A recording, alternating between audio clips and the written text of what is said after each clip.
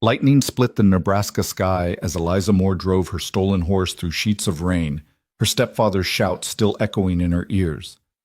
Thunder drowned out her sobs.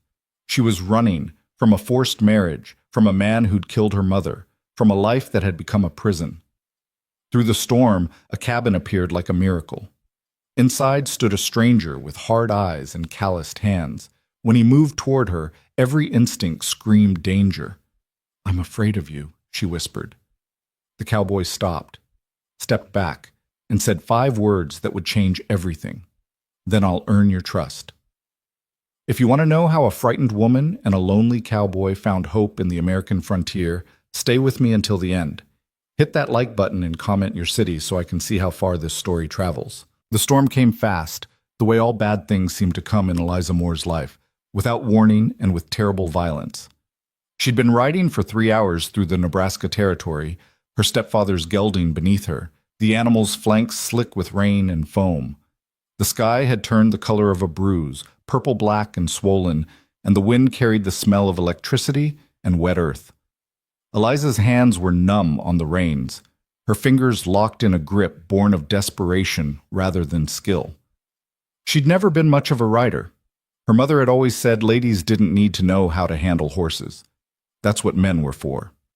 But her mother was dead now, had been for 6 months, and the men in Eliza's life had proven themselves to be something far worse than useless. The rain came harder, turning the prairie into a blur of gray and brown. Eliza's dark hair had long since escaped its pins, plastered against her face and neck. Her traveling dress, the nicest one she owned, the one she'd worn thinking it might protect her, might make her look like someone worth respecting, clung to her body, heavy and cold.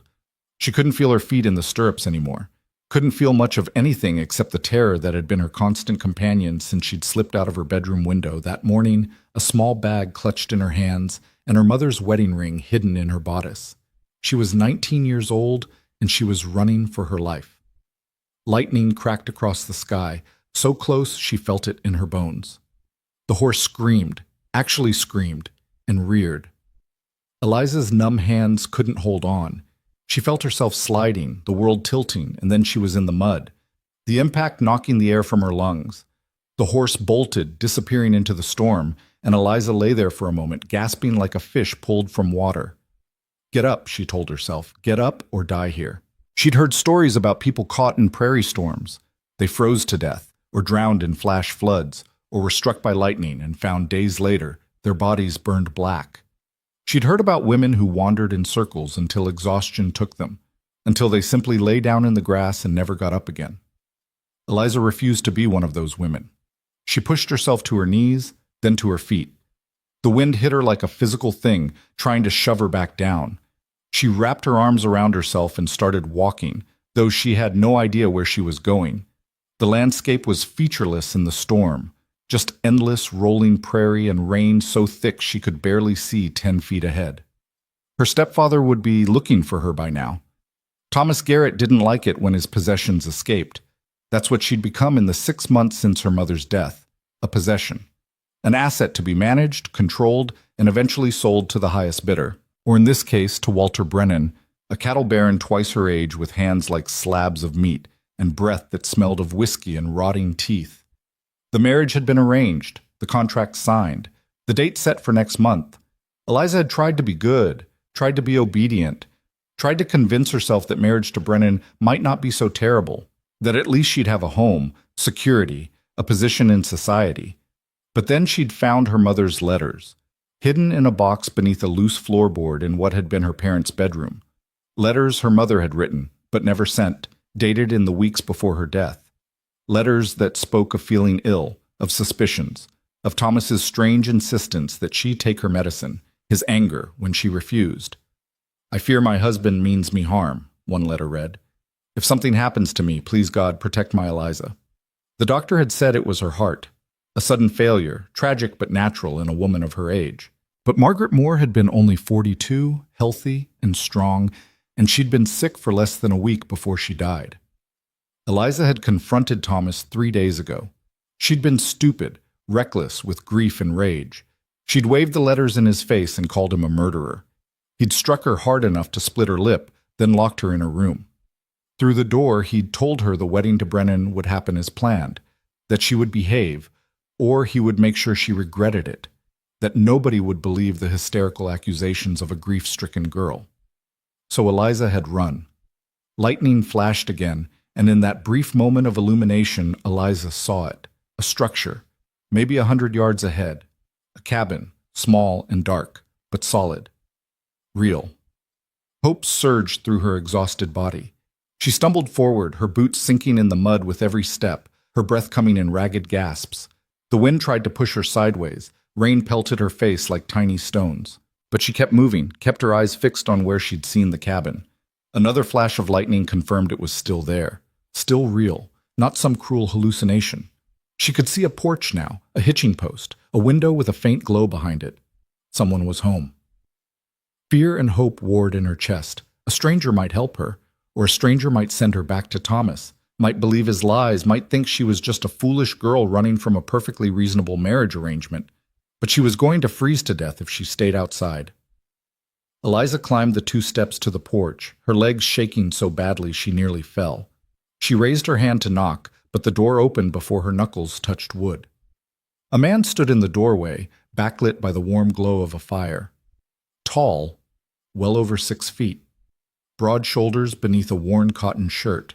Dark hair, dark eyes, a face that looked like it had been carved from stone and weathered by hard years. And he was staring at her like she was a ghost. "Please," Eliza managed, her voice barely audible over the storm. "Please, I need help." For a moment the man didn't move, didn't speak, just stood there, one hand on the doorframe, his eyes moving over her in a way that made Eliza's skin crawl. Not with desire, she knew that look, had seen it in Walter Brennan's eyes, but with something else. Assessment, calculation. Then he stepped back, opening the door wider. "Get inside." It wasn't an invitation, it was an order. But it was also exactly what Eliza needed, so she obeyed, stumbling over the threshold into warmth and light.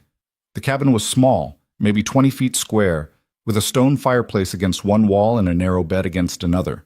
A table, 2 chairs, shelves holding tin plates and cups. Clean but sparse. The home of a man who owned little and needed less. Eliza stood dripping on the rough wooden floor, her whole body shaking.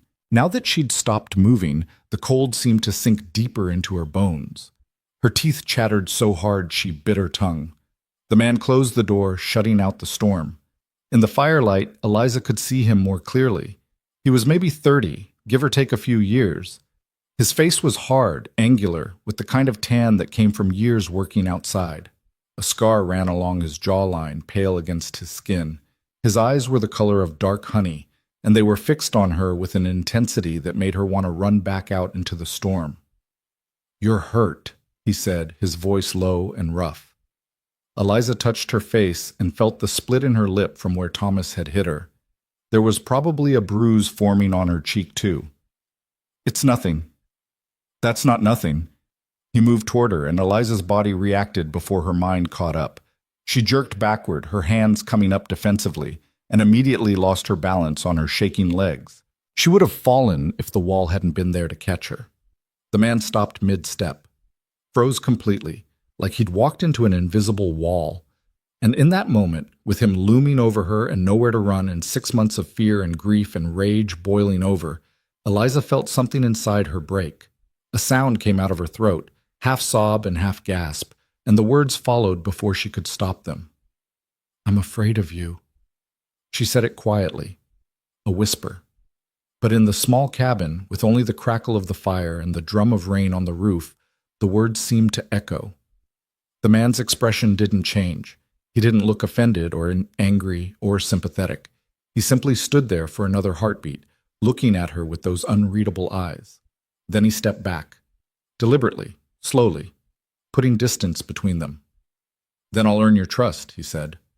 Eliza stared at him, not understanding. Men didn't say things like that. Men took what they wanted and made excuses later. Men demanded and expected and punished when they didn't get their way. But this man just turned away from her, moved to the fireplace, and picked up a blanket that had been draped over one of the chairs. He held it out to her, his arm extended, his body angled so she'd have a clear path to the door if she wanted it. "You're freezing," he said. "Take this. I'll put more wood on the fire."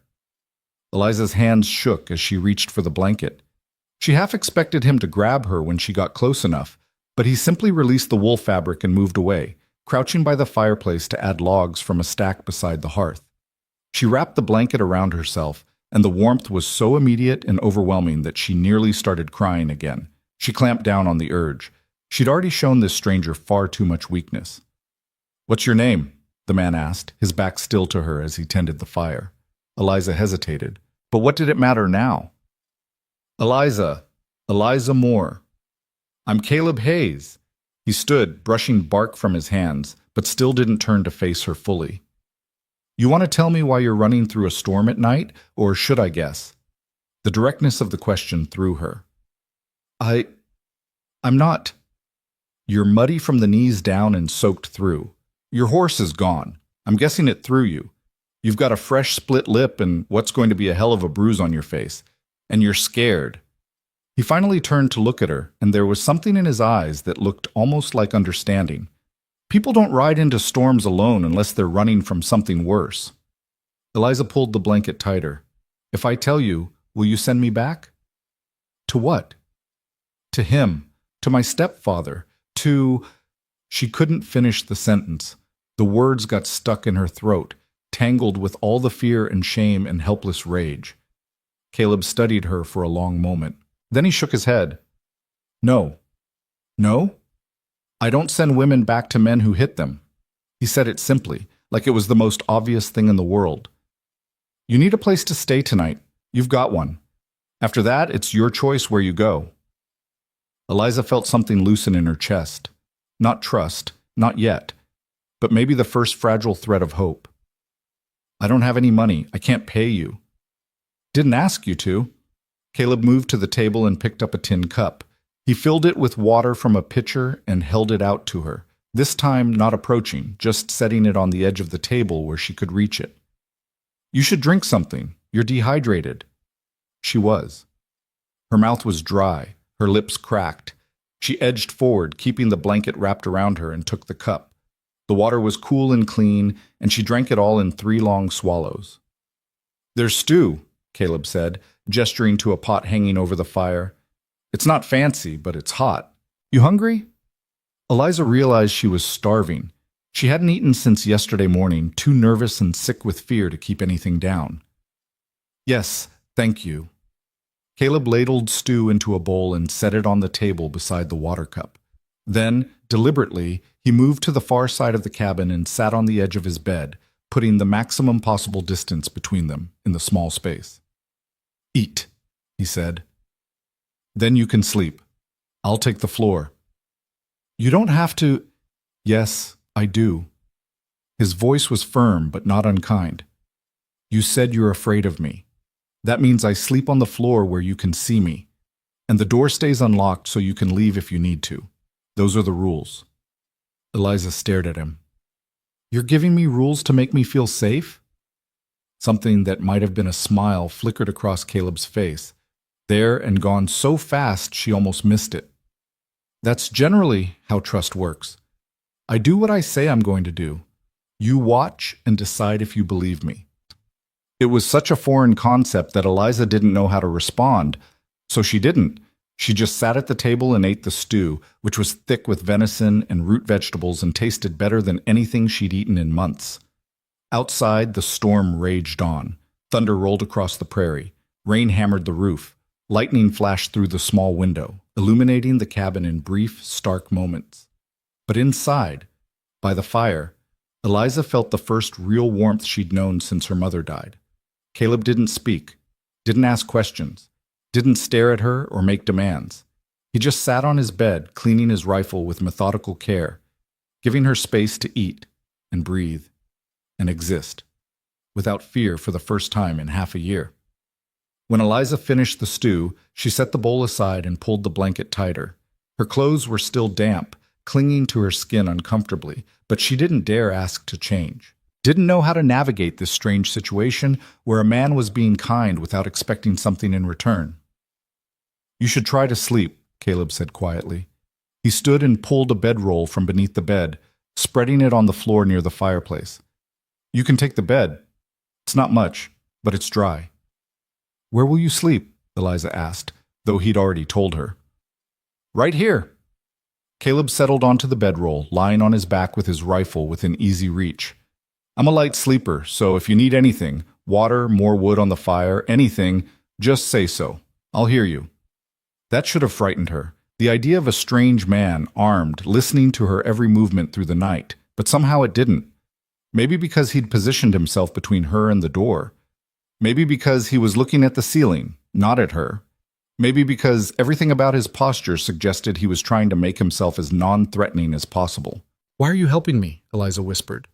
Caleb was quiet for so long she thought he might not answer. Then, because someone should have helped my sister. The words hung in the air, heavy with old pain. Eliza wanted to ask what had happened, but the look on Caleb's face, distant, haunted, told her it wasn't a story he was ready to share. I'm sorry, she said instead. Get some sleep, Eliza. Caleb's voice was gentle. You're safe here. I give you my word. Eliza moved to the bed, still wrapped in the blanket. The mattress was thin but clean, stuffed with straw that rustled when she lay down. She didn't take off her damp clothes, didn't let her guard down completely, but she closed her eyes and listened to the storm and the crackle of the fire and Caleb's steady breathing. And for the first time in 6 months, Eliza Moore slept without nightmares. What? She woke to pale gray light filtering through the window and the smell of coffee. For a moment, she didn't know where she was. Then memory rushed back. The storm, the flight, the cabin, the stranger who'd promised to earn her trust. Eliza sat up carefully, her body aching from yesterday's ride and fall. The cabin was warm, the fire still burning. Caleb was at the table pouring coffee into 2 tin cups. He glanced at her when she moved but didn't approach. Morning, he said. Storm passed about an hour ago. Coffee's hot if you want some. Eliza stood, still wrapped in the blanket, and moved to the table. She sat and accepted the cup he slid across to her, careful not to let their hands touch. The coffee was strong and bitter and exactly what she needed. She drank it gratefully, letting the heat seep into her still cold bones. Your horse came back, Caleb said, looking out the window. Found him grazing about 50 yards from here this morning. Looks like he threw a shoe, but otherwise he's fine. Relief flooded through her. Thomas's horse, he'll want it back. Thomas your stepfather? Eliza nodded. He the one who hit you? Another nod. Eliza's hand went unconsciously to her lip, which was swollen and tender. Caleb's jaw tightened, but his voice stayed calm. You planning to go back to him? No. The word came out fierce, sharp. Never. Where were you headed when the storm hit? Redstone Fort. I have a friend there, Mrs. Whitfield. She knew my mother. I hoped she might help me. Caleb considered this, sipping his coffee. Redstone Fort's a 3-day ride from here, maybe 4 depending on the terrain. You know the way? Eliza shook her head, shame heating her cheeks. She'd run without a plan, without supplies, without even a clear idea of where she was going, just desperation and hope. Can't let you ride out alone, Caleb said. Territory's rough between here and the fort. Bandits, wildlife, rough country, a woman alone, He trailed off, but the implication was clear. I can't ask you to escort me. You're not asking, I'm offering. Caleb met her eyes, and his expression was serious. I do route riding between settlements. It's how I make my living. Redstone Fort's on my usual circuit anyway. I was planning to head out in a few days. We can leave tomorrow if you're able to ride. Eliza's first instinct was to refuse. She'd learned not to accept help from men. But what choice did she have? She had no money, no supplies, and no idea how to survive 3 days alone on the prairie. And Caleb Hayes had kept his word so far, had slept on the floor, had given her space, had made her feel as safe as she was capable of feeling. If I'm traveling with you, she said carefully, I need to know, what do you expect from me? Caleb's expression didn't change. I expect you to follow instructions when it comes to staying alive. I expect you to tell me if you need to rest or if you're hurt, and I expect you to keep your word if you give it. That's all? That's all. He paused. I'm not looking for company, Eliza. I'm not looking for gratitude or payment or anything else. I'm just a man who can get you where you need to go safely. After that, we part ways and you live your life however you see fit. It sounded too good to be true, but the alternative was staying here or trying to make it alone, and neither of those options ended well. All right, Eliza said quietly. I accept your help, and I give you my word I'll do what you say when it comes to staying safe. Caleb nodded once, like they'd just sealed a business arrangement, which, Eliza supposed, they had. We'll leave at first light tomorrow, he said. That gives you today to rest and me time to check the supplies. Your stepfather know where you were headed? I don't think so. I didn't tell anyone. He'll still look. Men like that don't like losing control. Caleb stood and moved to the window, looking out across the prairie. We'll take the long route, avoid the main trails. It'll add a day to the trip, but it's safer. Caleb? Eliza set down her coffee cup. Why did you say that about your sister? His shoulders tensed. For a moment, she thought he wouldn't answer. Then, her name was Sarah. She married young, to a man who seemed decent enough. Turned out he had a temper. She wrote me letters telling me things were hard, but that she was managing. I was fighting in the war, couldn't get home. By the time I did, he stopped, his voice rough. By the time I did, she was dead. Official story was she fell down the stairs. But I saw the bruises, saw the fear in the eyes of the neighbors who wouldn't look at me. Eliza's throat tightened. I'm so sorry. I made a promise at her grave, Caleb continued, still looking out the window, that I'd never ignore a woman who needed help. Never look the other way when I saw something wrong. Never be the kind of man who lets fear and silence protect monsters. He finally turned to face her. So when you showed up at my door, beaten and terrified, there was never a question of whether I'd help you. The only question was how. Tears stung Eliza's eyes. She blinked them away, refusing to cry. Thank you, she whispered, for keeping your promise. Caleb's expression softened slightly. Get some rest today. Tomorrow's going to be a hard ride, and you're going to need your strength. Eliza spent the day in a strange limbo of fear and relief. Fear because Thomas was surely looking for her, because danger still lurked in every shadow. Relief because for the first time since her mother's death, she wasn't alone. Caleb moved around the cabin with quiet efficiency, checking supplies, cleaning weapons, preparing for their journey. He spoke little but never made her feel uncomfortable with his silence. He cooked a simple lunch of beans and cornbread, giving her the larger portion without comment. He fixed Thomas's horse's shoe, working in the small corral behind the cabin while Eliza watched from the window. Everything he did with calm competence. No wasted motion, no drama, just a man doing what needed to be done. As the sun began to set, painting the prairie in shades of gold and amber, Eliza found herself standing at the window, looking out at the vast emptiness. Somewhere out there, Thomas was searching.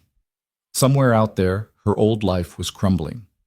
But here, in this small cabin with this quiet, scarred man, Eliza felt something she'd thought she'd lost forever. She felt hope. Eliza, Caleb said from behind her. Question. She turned. He was standing by the table, his expression serious. If your stepfather catches up to us on the road, he said, what do you want me to do? The question was so direct, so practical, that it took her a moment to process it. I don't know. I don't want violence, but I won't go back. I can't. Then we're clear on that. But I need to know, are you prepared to stand your ground?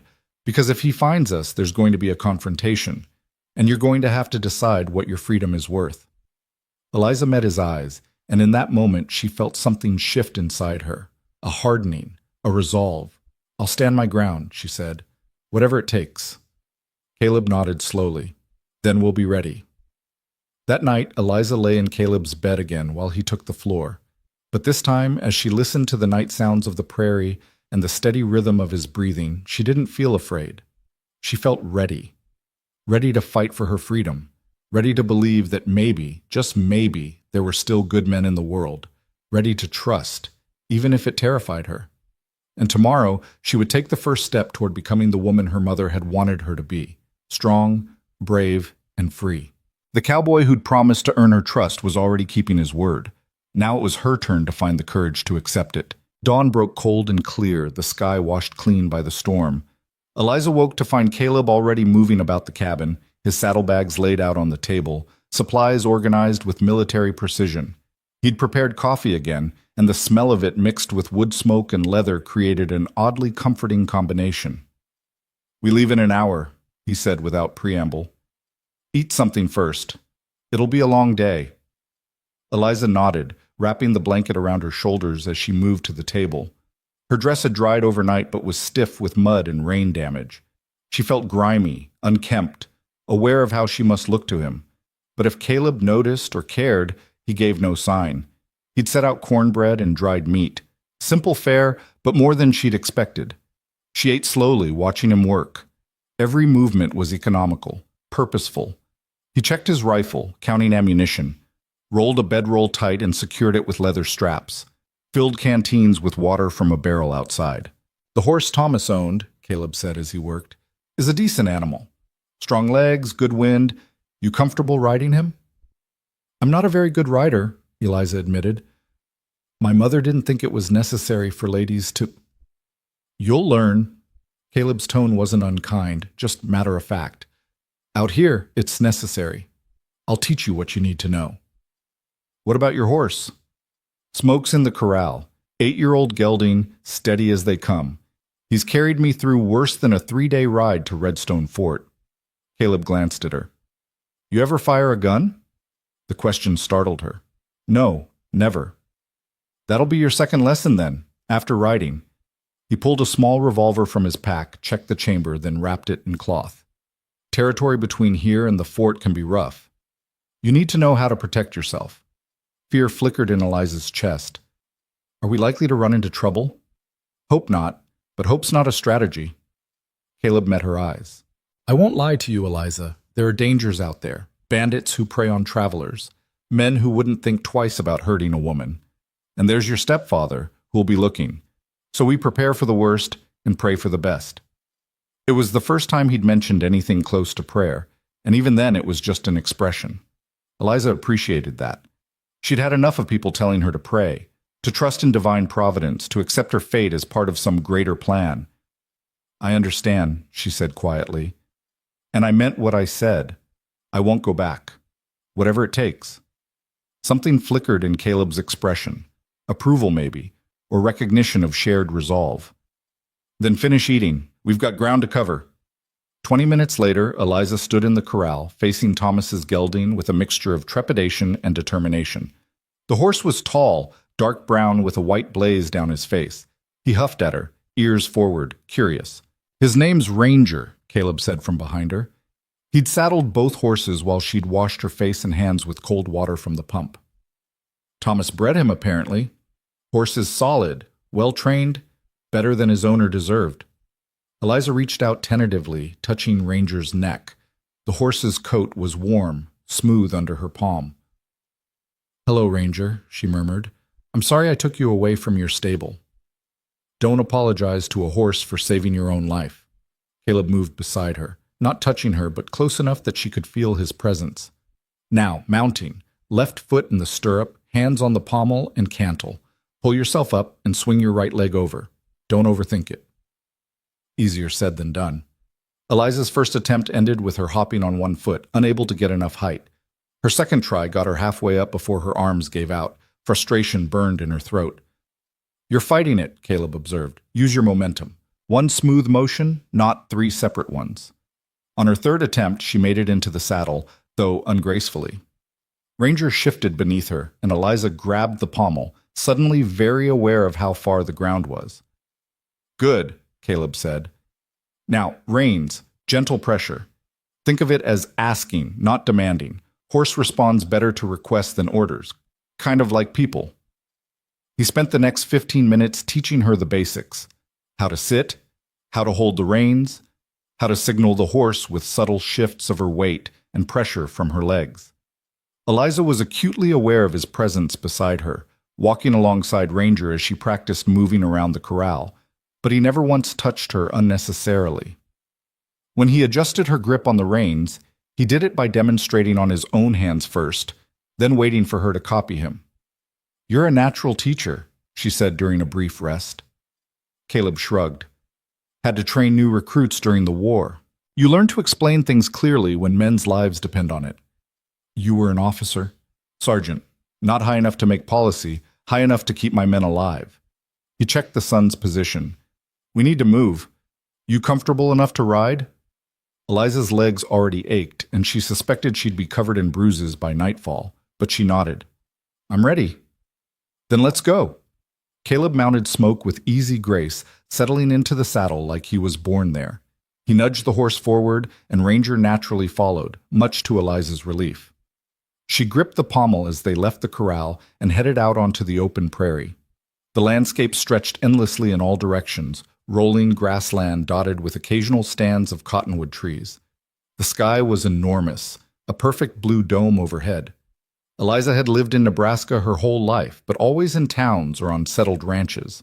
She'd never been out in the true wilderness like this, and the vastness of it was both terrifying and exhilarating. They rode in silence for the first hour. Caleb set a steady pace, not too fast, but not leisurely either. He kept glancing around, reading the landscape in ways Eliza couldn't begin to understand. Every so often, he'd shift their direction slightly, guiding them around gullies or toward easier terrain.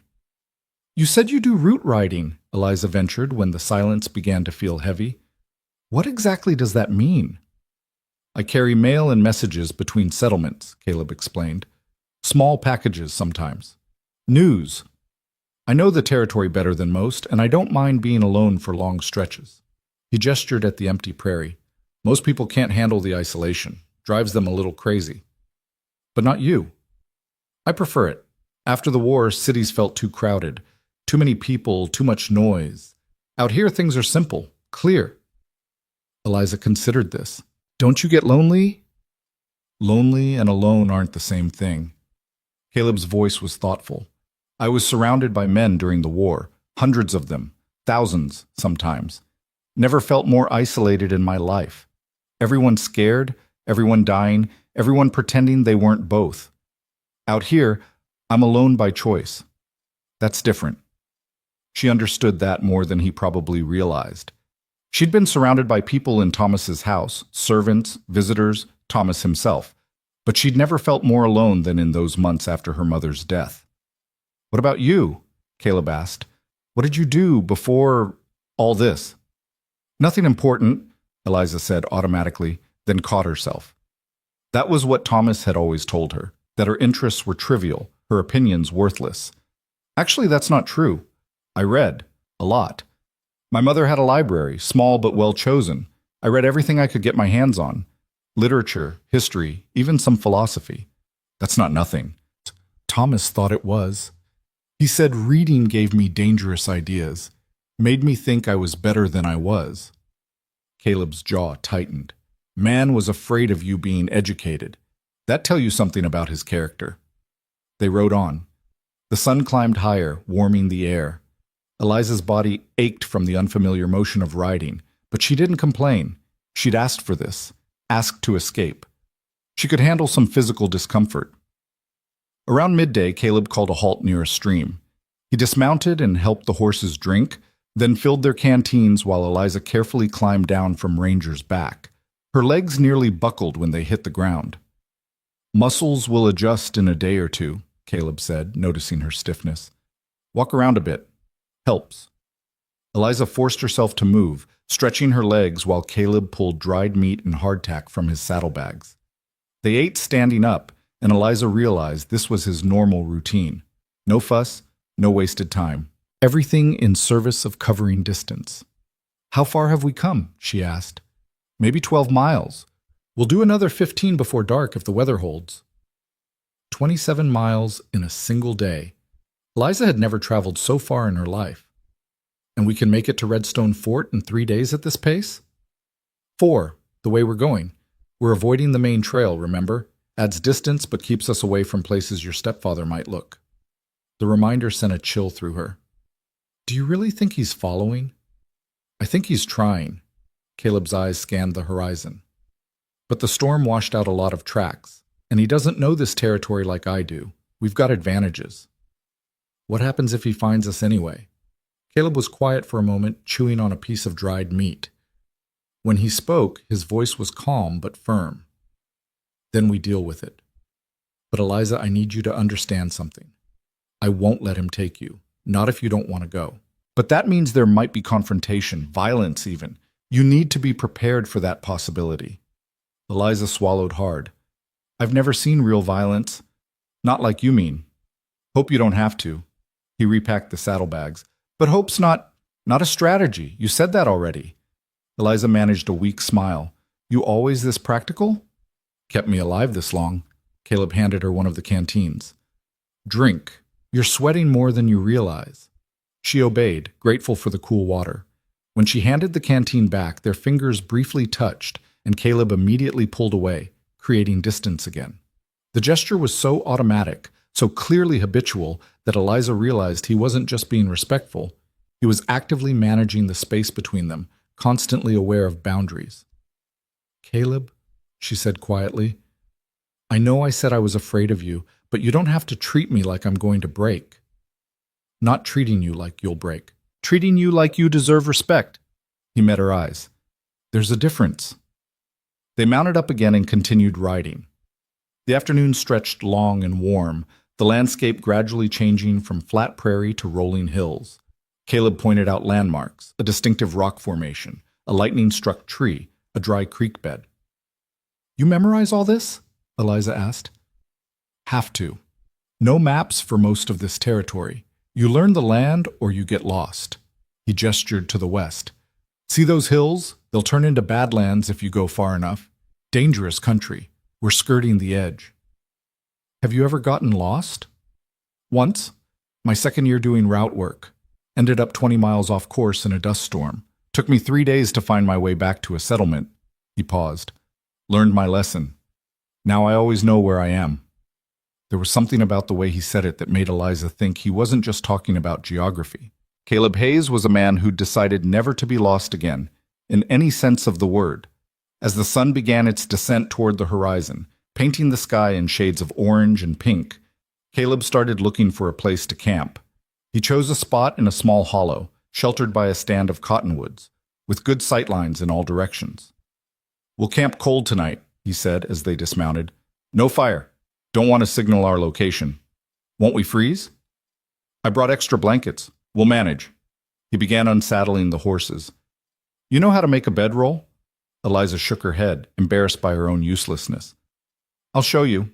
And he did, patiently demonstrating how to spread the blankets, how to create a buffer against the cold ground, how to position everything for maximum warmth. You'll sleep here, he said, indicating a spot near a large tree. I'll be there. He pointed to a position about 15 feet away, positioned so he'd be between her and any approach from the open prairie. They ate another cold meal as darkness fell. The stars came out, more than Eliza had ever seen, a brilliant carpet of light across the black sky. She sat on her bedroll, wrapped in a blanket, staring upward in wonder. You can see the whole universe out here, she murmured. Caleb, sitting on his own bedroll with his rifle across his knees, glanced up. One of the benefits of isolation. No city lights to block the view. Did you see skies like this during the war? Sometimes, between battles, when things were quiet. His voice went distant. We'd lie on our backs in camp, looking up, trying to remember there was something bigger than the blood and the death. Something that would still be there when we were gone. Is that comforting or terrifying? Both. He looked at her across the darkness between them. You tired? Exhausted. But my mind won't stop. Fear will do that, keeps you wired, alert, good for survival, bad for rest. He paused. You want to talk about it? Eliza pulled the blanket tighter. About what? Whatever's keeping you awake. She was quiet for a long moment, listening to the night sounds, wind in the grass, the horses shifting, some distant animal call. I keep thinking about my mother, she finally said. About what she must have felt those last days. Knowing something was wrong but not being able to prove it. Being trapped with a man who was killing her.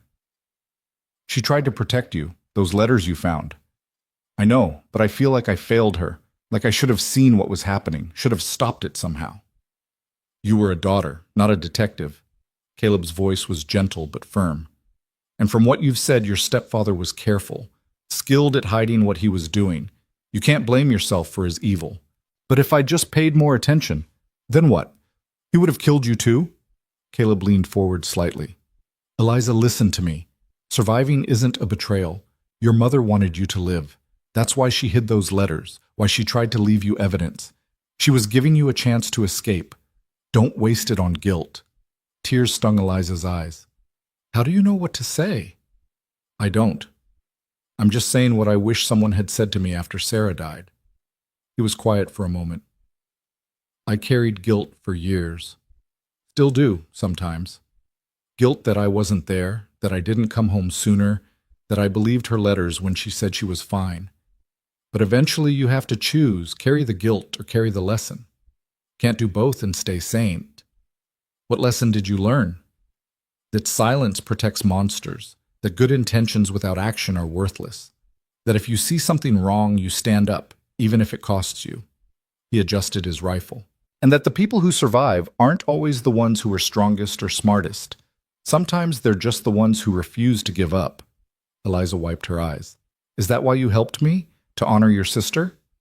Partly, but also because it's the right thing to do. Would have helped you even without Sarah's memory. He settled back against his saddle. Try to sleep, Eliza. Tomorrow's another long day. She lay down on her bedroll, the ground hard beneath her despite the blankets. The sky stretched above her, infinite and indifferent, but knowing Caleb was nearby, keeping watch, made the darkness less frightening. Caleb? She said quietly. Yeah? Thank you for everything. Get some rest. She closed her eyes and, despite everything, found herself drifting toward sleep. The last thing she heard was Caleb's voice, so quiet she almost missed it. You're doing fine, Eliza. Better than fine. And in that moment, wrapped in borrowed blankets under a stranger's protection, Eliza Moore felt something she hadn't felt in a very long time. She felt like maybe she was going to be all right. The second day of riding brought new challenges. Eliza woke stiff and sore, every muscle in her body protesting. Caleb, already awake and checking the horses, took one look at her awkward movements and pulled a small tin from his saddlebag. Liniment, he said, tossing it to her. For the muscles. Rub it on before we ride. Helps. The salve smelled terrible, but worked wonders. By the time they set out, Eliza could move without wincing quite so much. They rode through changing terrain, hills giving way to rockier ground, the grass shorter and sparser. Caleb maintained their steady pace, still avoiding main trails, still constantly scanning their surroundings. Around mid-morning, he suddenly held up a hand, signaling her to stop. Eliza pulled Ranger to a halt, her heart immediately racing. What is it? She whispered. Riders. 3 of them, maybe 2 miles east. He pointed, and Eliza squinted but couldn't see anything. They're paralleling our course. How can you possibly know that? Dust cloud, small, moving steady. He watched for another moment. Could be nothing. Could be trouble. We're going to change direction, head more north, see if they follow. They altered their path, and for the next hour, Caleb kept checking behind them. Finally, he relaxed slightly. They didn't follow. Probably just travelers on their own business. But you weren't sure. Never sure out here. That's why you stay alert. He glanced at her. You did good. Didn't panic, stayed quiet. That matters. The praise warmed her more than it probably should have. They stopped for their midday break near a rocky outcropping that provided shade. While the horses rested, Caleb pulled out the small revolver he'd mentioned earlier. Time for that second lesson, he said. Eliza eyed the gun nervously. Is this really necessary? Hope you never need it, but if you do, you'll be glad you know how. He demonstrated how to hold it, how to aim, how to squeeze the trigger rather than pull it. We're not wasting ammunition on practice shots, so you'll have to learn by doing if the time comes, but knowing the basics might save your life.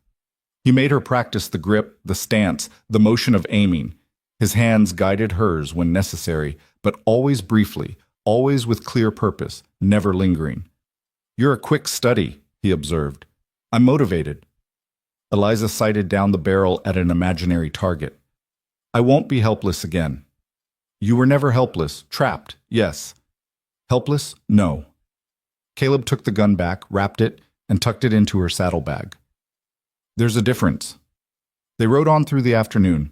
Eliza found herself studying Caleb, this quiet man who'd become her unlikely protector. He moved through the world with such certainty, such competence. But there was also a loneliness to him, a distance he maintained not just from her, but from everything. "Can I ask you something personal?" she said during one of their brief walking breaks to rest the horses. Caleb glanced at her. "You can ask, can't promise I'll answer. After the war, after Sarah died, did you ever think about settling down? Having a family?" He was quiet for so long she thought he wouldn't respond. Then, "Once, met a woman in Kansas few years back, schoolteacher, smart, kind, patient with my rough edges." He paused. "But I couldn't do it, couldn't settle.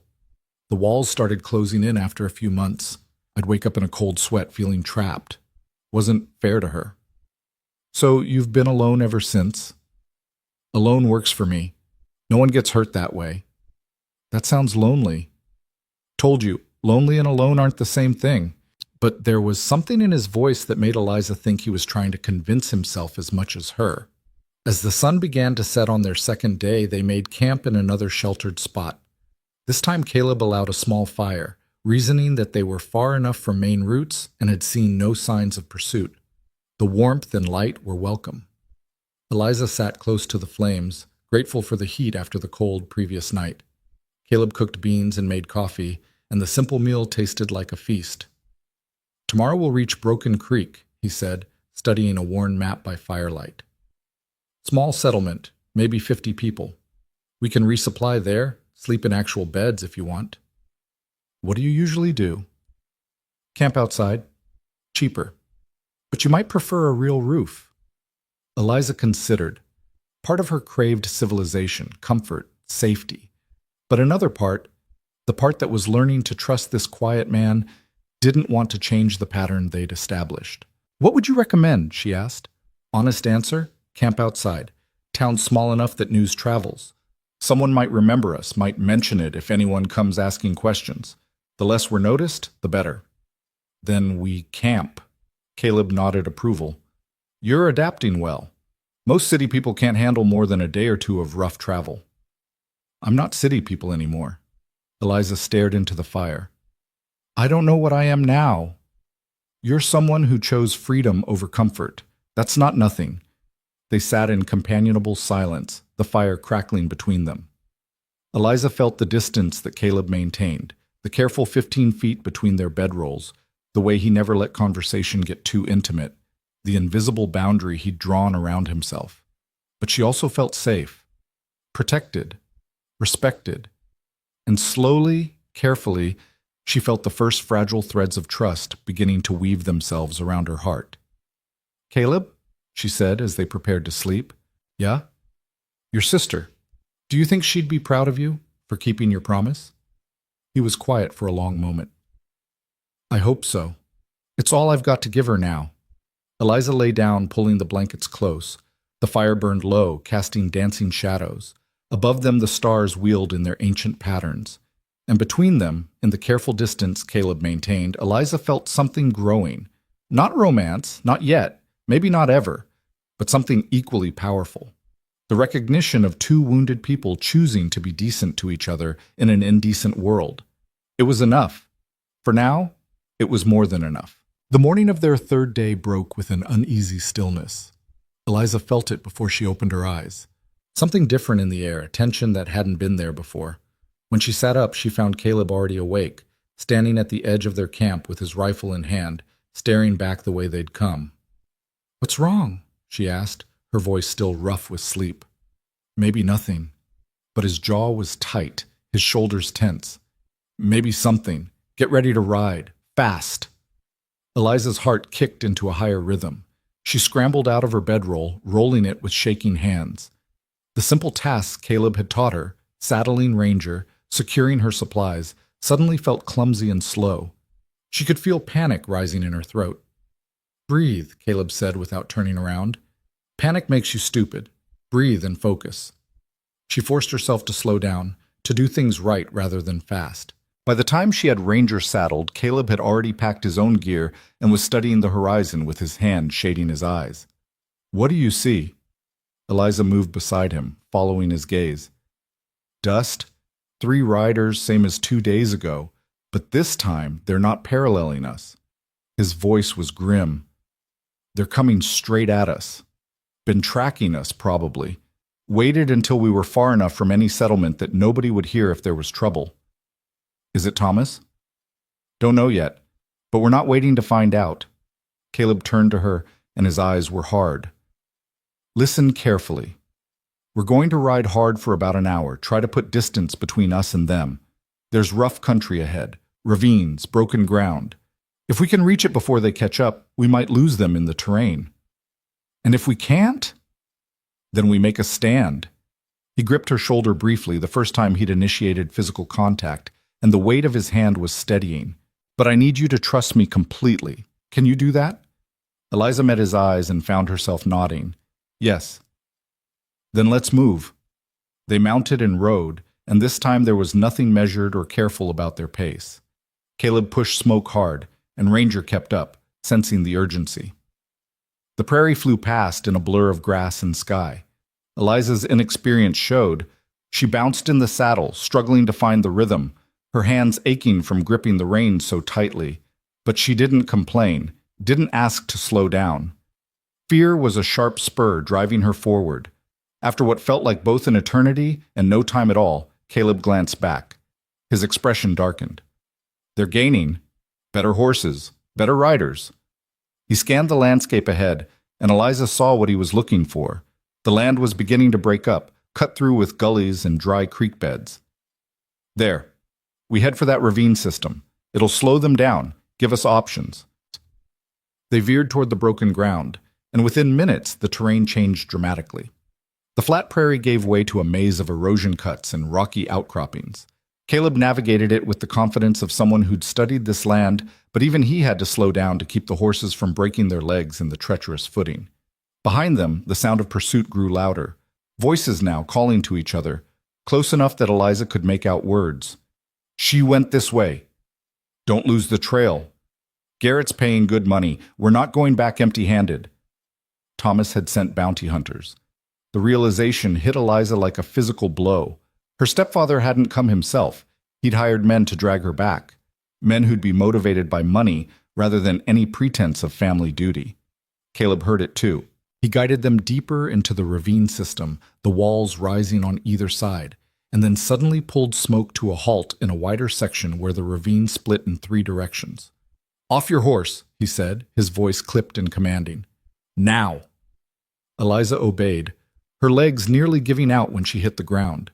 Caleb dismounted in one smooth motion and grabbed both sets of reins, leading the horses to a narrow side cut barely wide enough for them to squeeze into. "Stay with them," he told Eliza. "Keep them quiet. I'm going to see who we're dealing with." "Caleb, trust me. Remember?" He pulled his rifle from its scabbard and moved to the edge of the wider area, positioning himself behind a large boulder that gave him a clear view of the approach while keeping him hidden. Eliza pressed herself against the ravine wall with the horses, one hand on Ranger's nose to keep him from whinnying. Her heart hammered so hard she thought it might break through her ribs. She could hear the riders now, close, their horses' hooves clattering on stone. Then they appeared. 3 men on horseback, rough-looking and heavily armed. The lead rider was a big man with a scarred face and a deputy's badge that looked like it had been stolen rather than earned.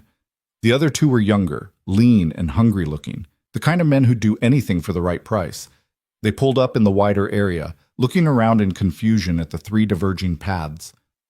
"Trail splits," the scarred man said. Damn it!" "We need to split up," one of the younger men suggested. "Cover all 3. "Nobody moves." Caleb's voice rang out from behind the boulder, calm and clear. All 3 men froze, their hands moving toward their weapons. "I wouldn't," Caleb continued. "I've got a rifle aimed at your leader's chest, and from this distance, I don't miss. Your friends draw on me, you die. That clear enough?" The scarred man's face went red with anger, but he slowly raised his hands away from his gun belt. "Who the hell are you?" "Someone who doesn't appreciate being followed." Caleb stepped out from behind the boulder, rifle steady, his body positioned so he could see all three men while staying in partial cover. "You boys want to explain why you're tracking us?" "We're not tracking you," the scarred man said. "We're after the girl, Eliza Moore. She's a runaway, property of Thomas Garrett. He wants her back." "Property." Caleb's voice went flat, dangerous. "You just called a human being property." "You know what I mean. She's his stepdaughter, under his legal guardianship. He's got rights." "He's got a claim, maybe. Rights are something different." Caleb's grip on the rifle never wavered. "And here's the thing. I don't care about his claim. The girl says she doesn't want to go back. That's enough for me." One of the younger men spoke up, his voice nervous. "Look, mister, we don't want trouble. We're just doing a job. Garrett's paying us $50 each to bring her back. You let us have her. You can ride on. No harm done." $50? Caleb's laugh was cold. "You're selling her back to a man who beats her for $50. That sit right with you?" The young man shifted uncomfortably. "I got debts. We all got debts." "Don't make you a slaver." Caleb's eyes moved to the scarred man. "You're the leader. What's your name?" "Pike. John Pike." "Well, Pike, here's how this is going to work. You and your boys are going to turn around and ride back to wherever you came from. You're going to tell Thomas Garrett that you lost our trail, or that we were too well armed, or whatever story keeps you alive. But you're not taking Eliza Moore anywhere." Pike's face twisted into a sneer. "There's three of us, and one of you. You can't kill us all before one of us gets you." "Maybe not, but I'll definitely kill you first. You willing to die for $50? The standoff stretched, tension singing in the air like a plucked string. Eliza held her breath, one hand still on Ranger's nose, the other reaching slowly for the revolver in her saddlebag. She didn't know if she could actually shoot someone, but she'd be damned if she let Caleb face this alone. Then a new voice cut through the tension. "Actually, he's not alone." Eliza stepped out from the side cut, the revolver in her hand. It shook. She couldn't help that, but she held it pointed in the general direction of the three men. "I'm armed too, and I'll tell you something else. I'd rather die right here than go back to Thomas Garrett." "Eliza." Caleb's voice held a warning, but also something that might have been pride. "No." She moved to stand beside him, still keeping distance, but presenting a united front. "These men need to hear this from me. I'm not anyone's property. Thomas Garrett murdered my mother. Poisoned her over weeks while everyone thought it was her heart. I found the evidence. That's why he wants me back. Not because he cares about me, but because I can destroy him." Pike's expression flickered with something, doubt maybe, or calculation. "That's a serious accusation." "It's the truth. And if you take me back, you're not just collecting bounty money. You're complicit in murder." Eliza's voice strengthened. "Is that worth $50? The two younger men exchanged glances. One of them edged his horse back slightly. Pike noticed. "Hold your positions," he snapped. Then to Eliza. "You got proof of this murder?" "I have letters my mother wrote. I have dates and symptoms. I have enough to raise questions, at least. Enough to make Thomas Garrett very uncomfortable." Eliza lifted her chin. "And if I die out here, those letters go to the authorities anyway. I sent them to a friend before I ran. So killing me doesn't help Thomas at all." It was a lie, but a good one. Eliza saw it land, saw Pike's certainty waver. "This is getting complicated," one of the younger men muttered. "Shut up," Pike growled, but his hand had moved away from his gun, and Eliza knew they'd won a small victory. Caleb pressed the advantage. "Here's what's going to happen. You're going to ride away. We're going to finish our journey to Redstone Fort, where Eliza has friends and can make her accusations formal. And you're going to tell Thomas Garrett that his stepdaughter is beyond his reach now. Clear?" "Garrett won't like it," Pike said. "Don't care what Garrett likes. Care about what's right." Caleb's voice was steel. "And if you three decide to follow us anyway, decide that $50 is worth more than your conscience. Remember this? I was a sergeant in the war. I've killed men in situations a lot more complicated than this. I won't hesitate to do it again to protect someone under my care." The ravine was silent except for the wind whistling through the rocks. Eliza's hand ached from gripping the revolver. She could see Pike weighing his options, doing the math on whether this was worth dying over. Finally, Pike spat into the dirt. This ain't over. Garrett's got reach. He'll find other ways to get to her. Maybe. But not through you. Not today. Caleb raised the rifle slightly. Now ride, and don't look back. For a long moment, nobody moved. Then one of the younger men turned his horse, and the spell broke. The second young man followed. Pike glared at Caleb and Eliza, his face promising future retribution, but he turned his horse too. You made powerful enemies today, he called back. Already had them, Caleb replied. Get moving. They watched the three riders disappear back the way they'd come, the sound of hoofbeats gradually fading. Even then, Caleb didn't lower his rifle. Stay alert, he murmured. Could be a trick. They could circle back. Eliza's hands were shaking so badly now that she nearly dropped the revolver. The adrenaline that had sustained her was draining away, leaving her weak and dizzy. Caleb noticed. Gently, he took the gun from her hands. You did good, he said quietly. Better than good. You stood your ground. I was terrified. Courage isn't not being afraid. It's being afraid and doing the right thing anyway. He checked the revolver, confirmed the safety, and tucked it back in her saddlebag. That took guts, stepping out like that. I couldn't let you face them alone. I know. Something in his expression softened. But next time, maybe wait for my signal before you reveal yourself. There's going to be a next time? Hope not, but hope's not a strategy, Eliza finished. Despite everything, she managed a weak smile. I'm learning. They stayed in the ravine for another 20 minutes, Caleb keeping watch while Eliza sat on a rock and tried to stop shaking. The horses sensed the tension had passed and relaxed, nosing at sparse grass growing between the stones. Finally, Caleb deemed it safe enough to move. We need to put serious distance between us and them, just in case. You up for hard riding? Eliza's body ached. Her hands were blistered from the reins. Her legs felt like they might give out, but she nodded. I'm up for whatever it takes. That's what I thought. They mounted and rode out of the ravine system, Caleb choosing a path that would be difficult to track. For the next 3 hours, they pushed hard, covering ground in a way that would make pursuit nearly impossible.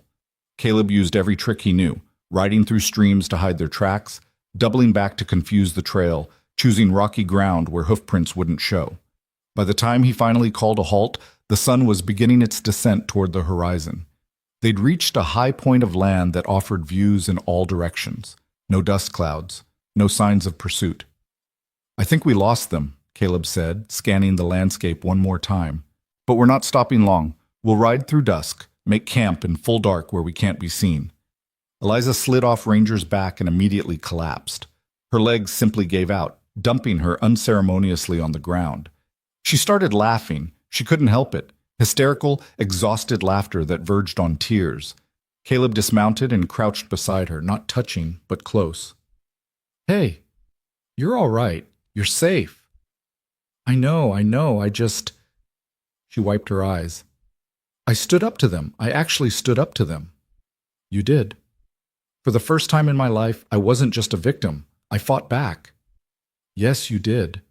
There was unmistakable pride in Caleb's voice. Your mother would be proud. The words broke something open in Eliza's chest. The tears came for real now, hard sobs that shook her whole body. All the fear and grief and rage she'd been carrying, all the months of silent suffering came pouring out.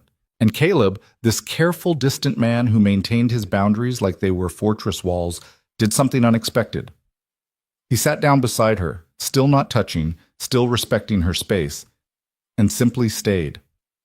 Present, solid, a quiet witness to her pain. It's all right, he said softly. Let it out. You've earned it. So she did. She cried for her mother, poisoned and helpless. She cried for herself, trapped and afraid. She cried for the life she'd lost and the uncertain future ahead. She cried until she had nothing left, until the sobs turned to hiccups and then to silence. When she finally looked up, the sun was touching the horizon, painting the world in gold and amber. Caleb was still there, still waiting, patient as stone. Sorry, she managed. Don't be. Sometimes you need to fall apart before you can put yourself back together. He stood and offered her his hand, the first time he'd done that too. Come on, we've still got riding to do. Eliza took his hand and let him pull her to her feet. His grip was strong, calloused, warm, safe. Caleb? She said as he turned back to the horses. Yeah? Thank you for stepping back that first night, for earning my trust instead of demanding it, for being exactly who you are. He looked at her for a long moment and something passed between them. An understanding, a recognition of what was growing in the careful space he'd maintained. You're welcome, he said simply. Then, softer, and thank you for trusting me anyway.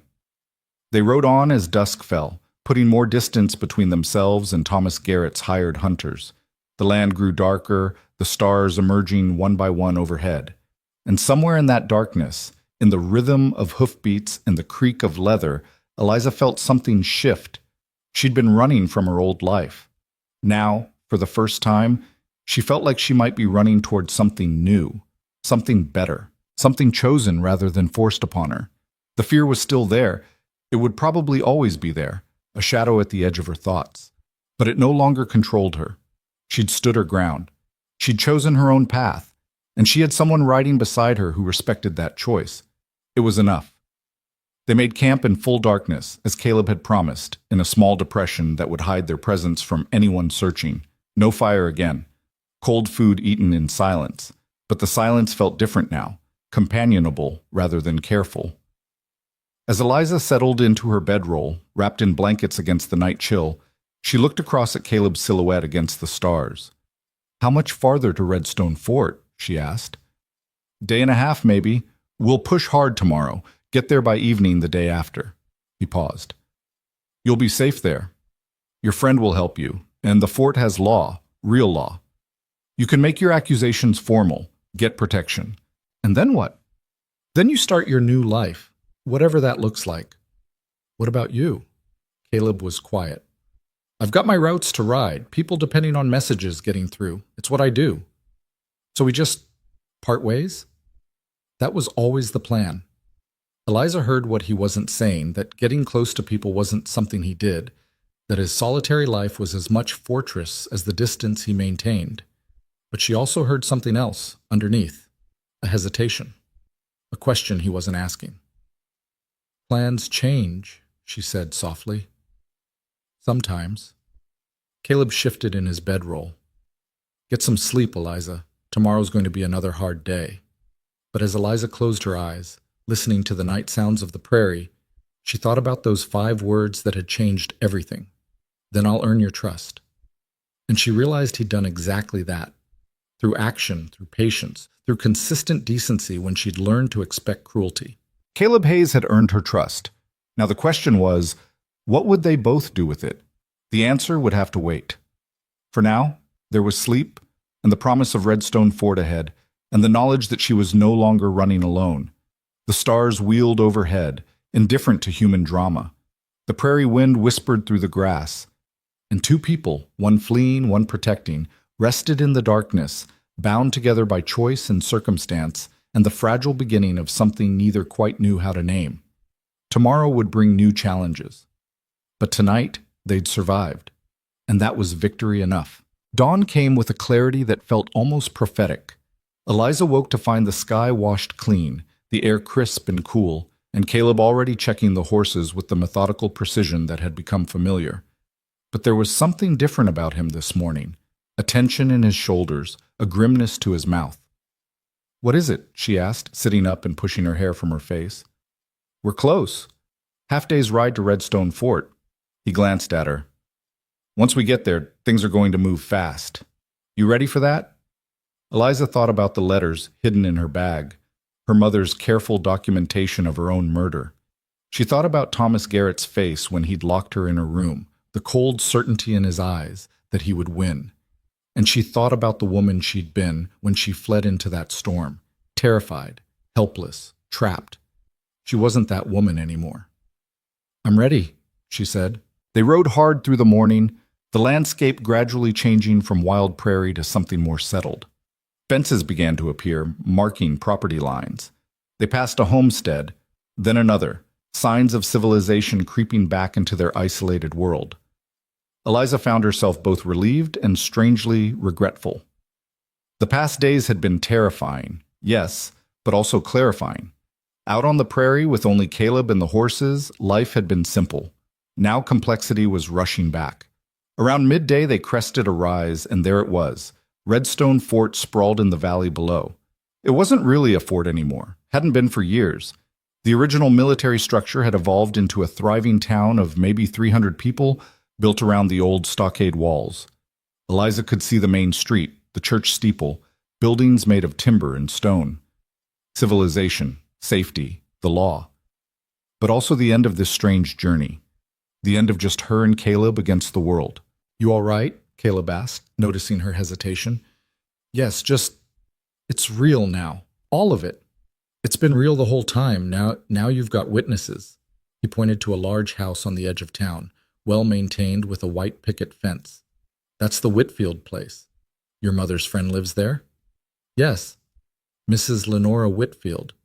She and my mother grew up together. They corresponded regularly until—" Eliza's throat tightened. "Until my mother died." "Then that's where we go first." Caleb started smoke down the slope toward town. "Stay close." They rode into Redstone Fort in the early afternoon, and Eliza was acutely aware of the eyes that followed them. A strange man and a disheveled young woman, both road-worn and dusty, leading horses that looked like they'd been ridden hard. People paused in their business to stare.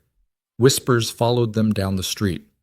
Caleb ignored all of it, his focus entirely on getting them to the Whitfield house. When they reached the white picket fence, he dismounted and waited for Eliza to do the same before tying both horses to the post. "You want me to come with you?" he asked. Eliza realized she did, desperately, but she also knew this was something she needed to face herself. "Wait here, please.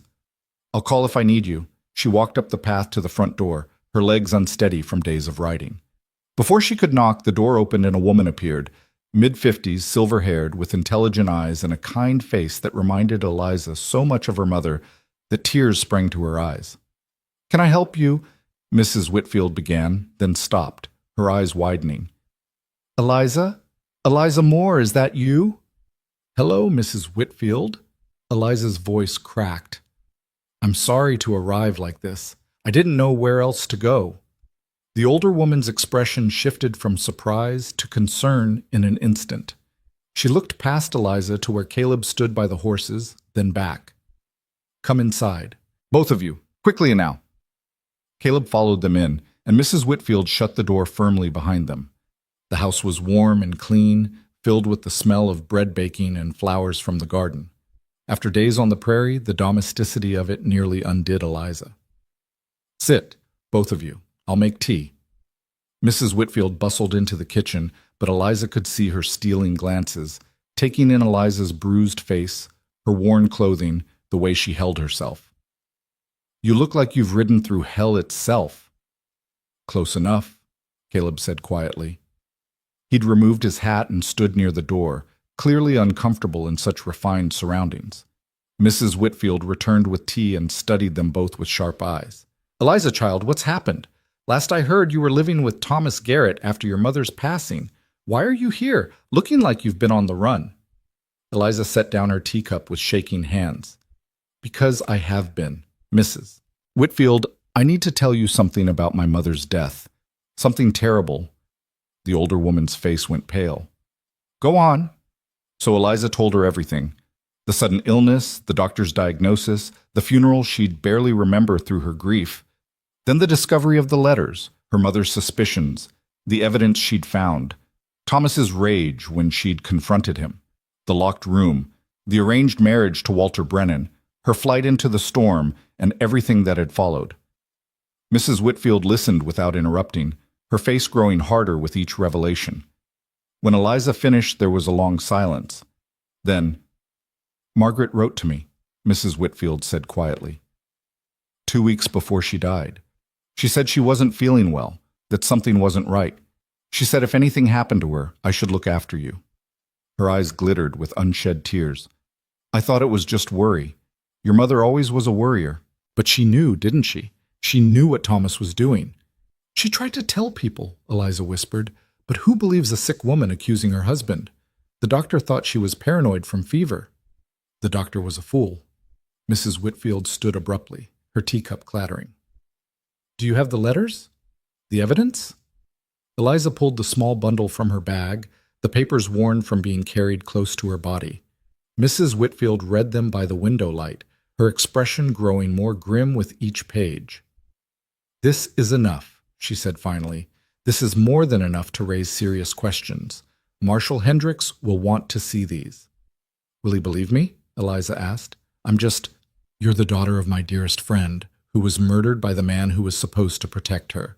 Mrs. Whitfield's voice was steel. And I'm a woman of standing in this community. Between your testimony and my support, Marshal Hendricks will listen. Thomas Garrett may have influence, but it doesn't extend this far. Caleb, who'd been silent through all of this, finally spoke. There's something else you should know. Garrett sent bounty hunters after Eliza. 3 men. We encountered them yesterday. Mrs. Whitfield's eyes sharpened. Did they hurt you? No, ma'am. Caleb stopped them. Eliza looked at him, at this quiet man who'd risked so much for a stranger. He kept me safe. Then I owe you a debt, Mr. Hayes, Caleb Hayes, and you don't owe me anything, just doing what's right. Nevertheless, Mrs. Whitfield studied him with an assessing gaze that reminded Eliza of her mother evaluating people. You're a good man, Mr. Hayes. That's rarer than it should be. Caleb looked uncomfortable with the praise.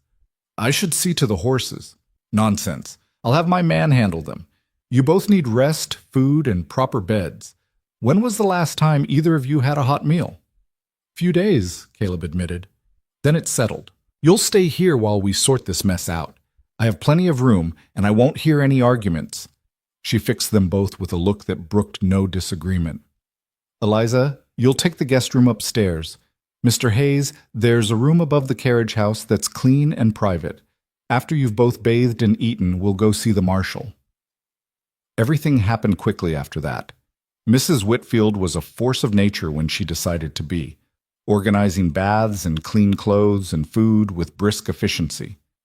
Eliza found herself in a real bedroom for the first time in days, with a copper tub full of hot water and soap that smelled of lavender.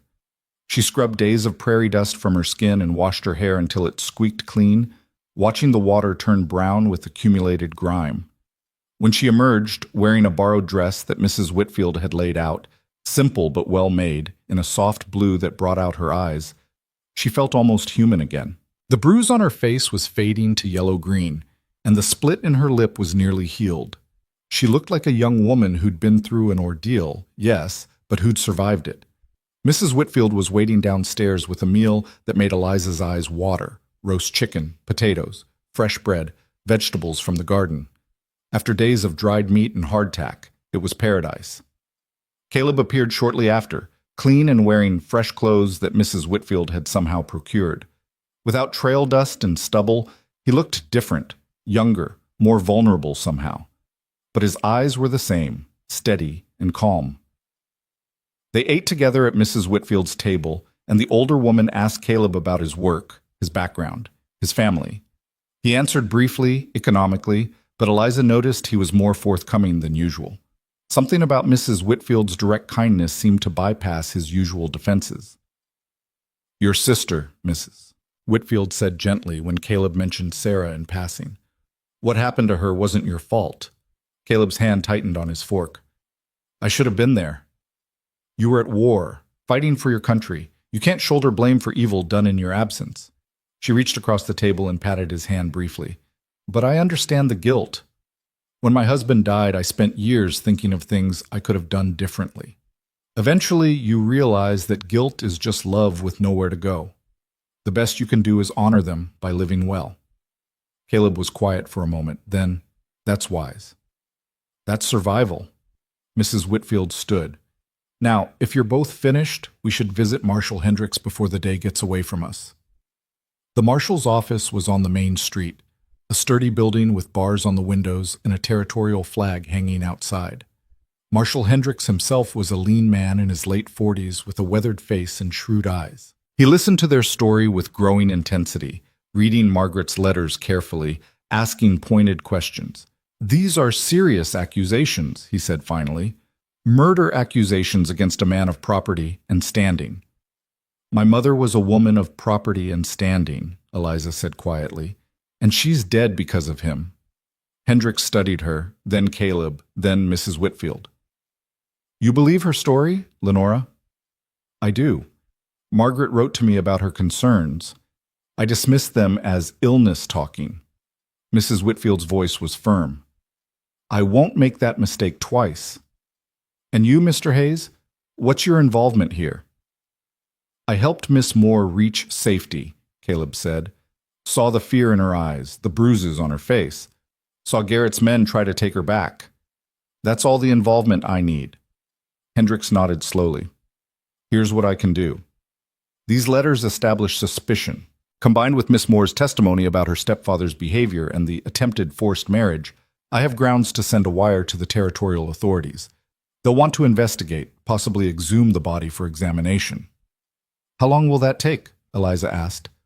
Weeks, maybe months. Justice moves slowly. Hendricks leaned back in his chair. But in the meantime, I can issue a protection order. If Thomas Garrett or anyone acting on his behalf comes within 10 miles of you, they'll be arrested, and I'll send a deputy to escort you if you need to travel. What about the bounty hunters? Caleb asked. If they show their faces in my jurisdiction, I'll have words with them about accepting contracts to kidnap young women. Hendricks' expression was grim. This territory is trying to become civilized. Men like that don't help. Relief flooded through Eliza so powerfully that she swayed in her chair. Mrs. Whitfield steadied her with a hand on her shoulder. Thank you, Marshal, Eliza managed. Don't thank me yet. We've got a long road ahead, and Garrett won't go down without a fight. Hendricks pulled out paper and began writing. But you're safe here, Miss Moore. That much I can guarantee. They left the marshal's office with the protection order in hand, and Eliza felt like she could breathe fully for the first time in months. The afternoon sun was warm on her face, and the street was full of normal people doing normal things, shopping, talking, going about their lives. It was all so ordinary, so beautifully ordinary. Come on, Mrs. Whitfield said. Let's get you both home. You've had enough excitement for one day. But as they walked back toward the house, a commotion erupted at the far end of the street. Riders, coming fast, dust rising behind them. Eliza's heart seized with fear until she realized it wasn't bounty hunters or Thomas's men. It was a telegram courier, riding hard for the marshal's office. Wonder what that's about, Mrs. Whitfield murmured. They found out an hour later when Marshal Hendricks appeared at the Whitfield house, his expression grave. You're going to want to hear this, he said, handing the telegram to Mrs. Whitfield. She read it aloud, her voice shaking. Thomas Garrett arrested this morning by territorial authorities. Evidence of arsenic purchase matching timeline of Margaret Moore's illness discovered in his personal effects during raid on his property. Confession obtained. Suspect in custody pending trial. Silence filled the room. Eliza felt the world tilt, felt Caleb's steadying hand on her elbow, keeping her upright. He confessed? She whispered. Apparently the authorities moved faster than I expected, Hendricks said. Your letters started an investigation. They raided Garrett's ranch this morning, found poison, found records. Confronted with the evidence, he broke down and admitted to poisoning your mother. Also admitted to planning to force you into marriage to Brennan to keep you under his control. It's over, Eliza said numbly. It's really over. Not completely. There will be a trial, and you'll likely need to testify. But yes, Miss Moore, the danger's past. Thomas Garrett will hang for what he did. Eliza's legs gave out completely. She sat down hard on Mrs. Whitfield's sofa, her whole body shaking. It was over. The nightmare that had consumed her life was actually over. She felt Mrs. Whitfield's arms around her, heard the older woman's soothing voice, heard Marshal Hendricks excuse himself, heard the door close. And through it all, she felt Caleb's presence, steady and constant, the anchor that had kept her from drowning. When she finally looked up, eyes red from crying, he was sitting across from her, his expression gentle. You did it, he said quietly. You were brave enough to run, strong enough to stand your ground, and you got justice for your mother. You should be proud. I couldn't have done it without you. Yes, you could have. You're stronger than you know. But his eyes were soft, and something in them made Eliza's heart ache. Mrs. Whitfield stood, tactful as always. I'll make more tea. Give you two a moment. When they were alone, Eliza and Caleb sat in silence. There was so much to say, and no words adequate to say it. What happens now? Eliza finally asked. Now you build a new life. Here, with Mrs. Whitfield, or wherever you choose. You're free, Eliza, truly free. And you? Caleb looked away. I've got my roots, people depending on me. I should probably head out in a day or two. Just like that? You're leaving? That was always the plan. But his voice lacked conviction. Eliza studied him, this man who'd saved her life in more ways than one, who'd kept his promise to earn her trust, who'd shown her that not all men were monsters. What if the plan changed? Eliza, you said it yourself back on the prairie. Plans change, sometimes. She leaned forward. I'm not asking you to give up your roots or your solitary life. I'm just asking if maybe, sometimes, you could come back this way. Visit. Let me know you're all right. Caleb met her eyes, and the longing in them was unmistakable. I'm not good at staying, Eliza, at being close to people. The walls close in and Then don't stay. Just come back. Her voice was soft but steady. I'm not asking for promises or commitments. I'm just asking to be your friend. Is that something you could do? He was quiet for a long time. Then, slowly, he nodded. Yeah, I think I could do that. Relief and something warmer flooded through Eliza. It wasn't everything, but it was a beginning. Mrs. Whitfield returned with tea, and the conversation shifted to practical matters. Where Eliza would live, what she would do with the ranch once it was released from legal custody, how she would rebuild her life. Through it all, Caleb stayed, offering quiet advice when asked, mostly just listening. As evening fell and Mrs. Whitfield began preparing dinner, Caleb stood. I should let you two have some time. I'll be in the carriage house if you need anything. Caleb, Eliza said, stopping him at the door. Thank you for everything, for stepping back that first night, for keeping your word, for being exactly who you are. He smiled, a real smile that transformed his face. You're welcome.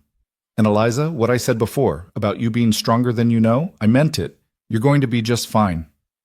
So are you, she said softly. He left, and Eliza watched through the window as he crossed to the carriage house, his figure silhouetted against the setting sun. Mrs. Whitfield came to stand beside her. That's a good man. I know. And you care for him. It wasn't a question. Eliza nodded. I do, but it's complicated.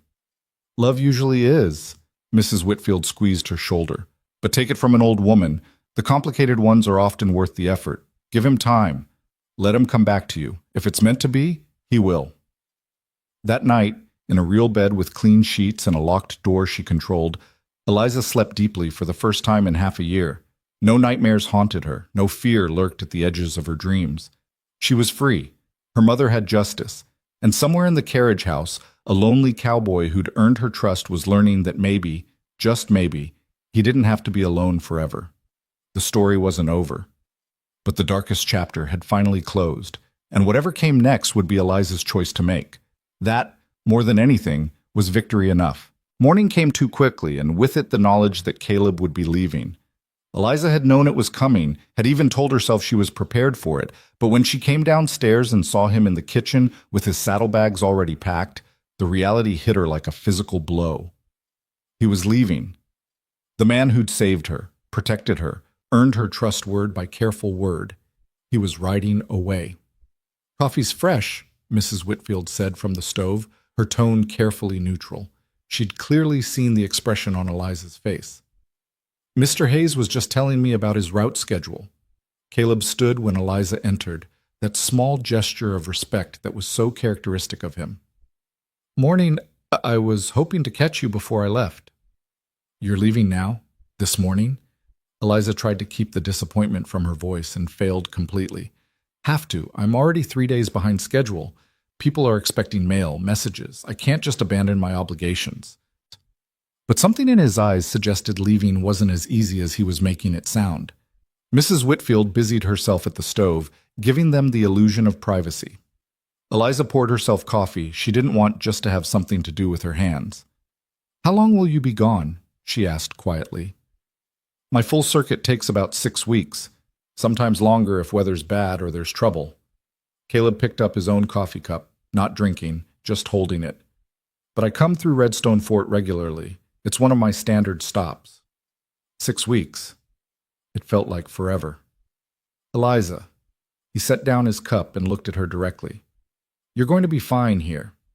Better than fine. Mrs. Whitfield will help you settle, get your affairs in order.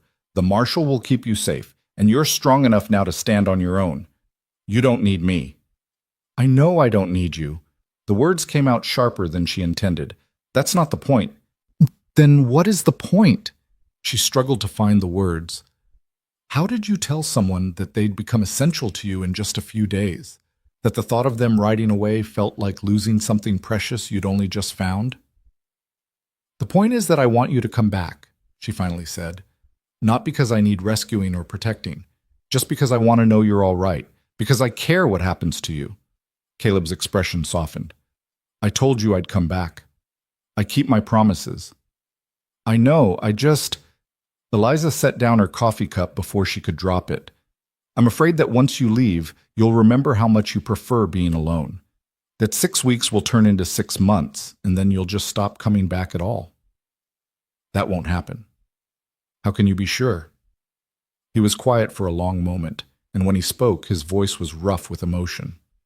"Because, for the first time in 8 years, I don't want to be alone. And that scares the hell out of me, but it's true." The admission hung in the air between them. Mrs. Whitfield made a discreet exit, muttering something about checking the garden. "Caleb," Eliza said softly, "I'm not asking you to change who you are.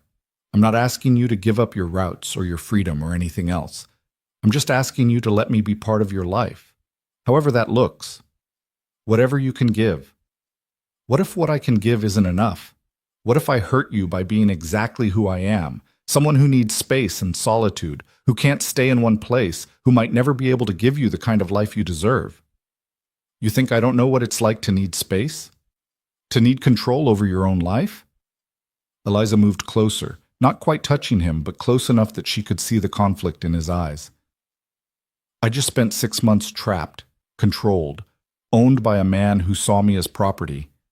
The last thing I want is to trap someone else or be trapped again. So if what you can give is your friendship, your honesty, and the occasional visit when your route brings you through, that's enough. That's more than enough." Caleb reached out slowly, giving her time to pull away, and took her hand. It was only the second time he'd initiated touch, and the warmth of his calloused palm against hers sent heat through her entire body. "You're remarkable," he said quietly. "You know that? I'm just someone who's learned that freedom and connection aren't opposites, that you can care about someone and still be your own person." She squeezed his hand. "Come back, Caleb. When you're ready. I'll be here." He nodded, and she saw him swallow hard. 6 weeks. Maybe less if I make good time. "I'll count the days." They stood there for another moment, hands clasped, something unspoken but powerful passing between them. Then Caleb gently released her hand and stepped back, putting that careful distance between them again. "I should go. Daylight's burning." Eliza walked him out to where Smoke stood saddled and ready. The horse huffed at her, and she rubbed his nose, whispering, "Take care of him for me." Caleb mounted with that easy grace she'd come to admire, settling into the saddle like he belonged there. From horseback, he looked down at her, and the longing in his expression nearly broke her heart. "Stay safe," he said. "And Eliza, what you said before about me being exactly who I am, same goes for you. Don't let anyone ever make you small again." "I won't, I promise." He touched the brim of his hat in farewell, and then he was riding away, Smoke's hooves kicking up small clouds of dust. Eliza stood in the yard and watched until he disappeared around a bend in the road, her hand raised in a wave he probably couldn't see. Mrs. Whitfield appeared beside her, silent and understanding. "He'll come back," the older woman said. "You sound certain." "I am. That man looks at you like you're water in the desert. He'll come back." She looped her arm through Eliza's. In the meantime, let's get you settled properly. We have business to attend to." The business proved extensive. Over the following weeks, Eliza worked with Mrs. Whitfield and a lawyer to sort through the legal aftermath of Thomas Garrett's arrest. The ranch she'd grown up on was technically hers now, but Eliza couldn't bear the thought of living there, couldn't stomach the idea of walking halls where her mother had died. "Sell it," she told the lawyer. "All of it. The land, the house, everything. I want nothing that belonged to Thomas Garrett." The sale took 3 weeks to finalize, but when it did, Eliza found herself with a substantial sum of money, enough to buy property of her own, to live comfortably, to build whatever life she chose. "What will you do?" Mrs. Whitfield asked one evening as they sat on her porch, watching the sunset paint the sky in shades of gold and crimson. "I don't know yet," Eliza admitted. "For so long I was just trying to survive. Now that I can actually choose, I find myself paralyzed by possibility." "That's not paralysis, dear. That's freedom. Take your time. Figure out who you are when you're not running or hiding or fighting. The answer will come." So Eliza did take her time. She helped Mrs. Whitfield with her charity work, visiting families in need, bringing food and supplies to homesteads struggling through hard times. She read voraciously from Mrs. Whitfield's extensive library, reacquainting herself with the joy of learning without fear. She took long walks through Redstone Fort, learning the rhythms of the town, meeting people, slowly building a life. And she waited. 4 weeks after Caleb left, a letter arrived. Mrs. Whitfield brought it to Eliza with a knowing smile. The handwriting was rough but legible, the words economical in typical Caleb fashion. Eliza made it to Carson City without incident. "Weather's been fair, roads clear. Had a run-in with a family whose wagon broke down 50 miles from anywhere. Helped them make repairs and get to the next settlement. Reminded me of what you said about freedom and connection not being opposites. You were right. 2 more weeks and I'll be back through Redstone Fort. Hope you're well." Caleb Eliza read the letter 3 times, smiling at the careful way he'd written it, the way even in sparse words she could hear his voice. She wrote back immediately, telling him about the ranch sale, about her work with Mrs. Whitfield, about the small details of her days that somehow felt important to share. She gave the letter to the outgoing mail courier with instructions to deliver it to Caleb Hayes on his route. The waiting became easier after that. She had something to look forward to, a date circled in her mind, even if not on a calendar. 2 weeks, and 3 days later, Eliza was helping Mrs. Whitfield in the garden when she heard hoofbeats on the road. She looked up, shading her eyes against the afternoon sun, and there he was, Caleb Hayes on his gray horse, looking road-worn and dusty and absolutely wonderful. He dismounted before he'd fully reached the gate, and Eliza found herself running, actually running across the yard, all dignity forgotten. She stopped just short of throwing herself at him, suddenly shy. "You came back," she said breathlessly. "Told you I would." His smile transformed his face. "Got your letter. Sounds like you've been busy."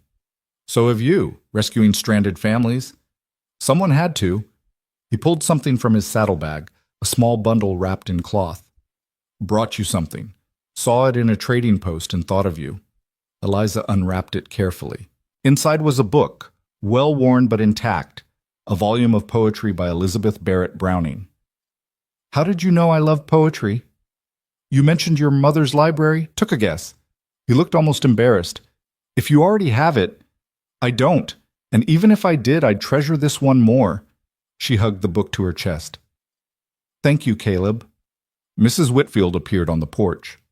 "Mr. Hayes, welcome back. I assume you'll be staying for dinner at least." "If it's not an imposition, ma'am."